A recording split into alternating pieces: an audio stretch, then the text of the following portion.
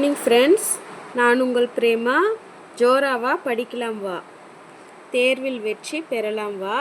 இன்னைக்கு 6th standard term 1ல் unit 3 அலகு 3ல் சமூக அறிவியலிருந்து பார்க்க போகிற கொஷின் ஆன்சர்ஸ் பார்ட் 3. இது பார்ட் 3 வீடியோ, சிந்துவெளி நாகரிகத்தோடைய பார்ட் 3.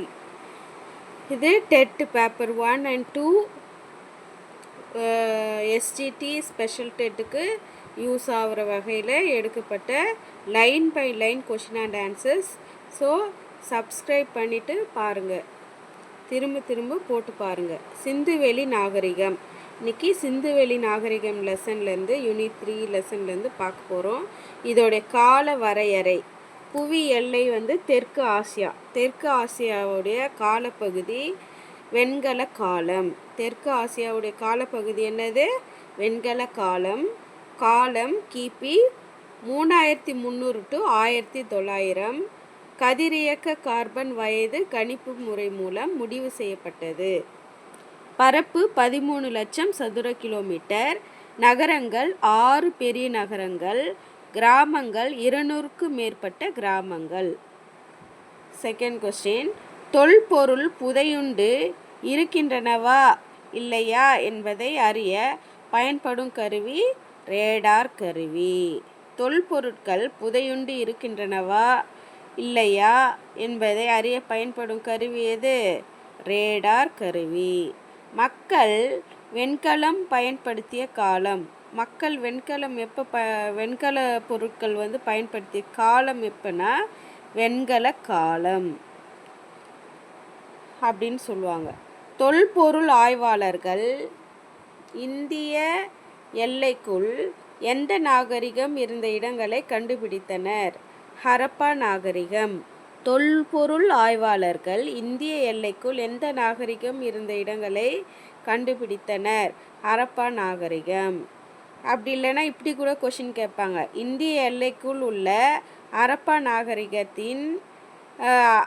நாகரிகம் இருந்த இடங்களை கண்டுபிடித்தவர் யார் அப்படின்னு கேட்டாங்கன்னா தொல்பொருள் ஆய்வாளர்கள்னு ஆன்சர் பண்ணணும்.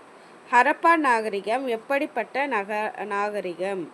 நகர நாகரிகம். ஹரப்பா நாகரிகம் ஒரு நகர நாகரிகம். எப்படிப்பட்ட நாகரிகம் கேட்டால் நகர நாகரிகம்னு டிக் பண்ணும். சிந்துவெளி நாகரிக சிறப்பம்சம். சிந்துவெளி நாகரிக சிறப்பம்சம் என்னென்னா திட்டமிட்ட நகர அமைப்பு. தரப்படுத்தப்பட்ட எடைகள் மற்றும் அளவீடுகள் எந்த நாகரிகத்தை சார்ந்ததுன்னா ஹரப்பா நாகரிகம். தரப்படுத்தப்பட்ட எடைகள் மற்றும் அளவீடுகள் எந்த நாகரிகத்தை சார்ந்தது? ஹரப்பா நாகரிகம். நகரம் எத்தனை திட்டமிடப்பட்ட பகுதிகள்? 2. நகரம் எத்தனை திட்டமிடப்பட்ட பகுதிகள் சொல்லுவாங்க? 2. அவை யாவைனா மேல் நகர அமைப்பு, கீழ்நகர அமைப்பு. நகரம் ரெண்டு பகுதிகள் சொன்னோம் இல்லையா? ஒன்று மேல் நகர அமைப்பு, கீழ்நகர அமைப்பு. இவை இரண்டும் எந்நகரத்தின் பகுதிகள்?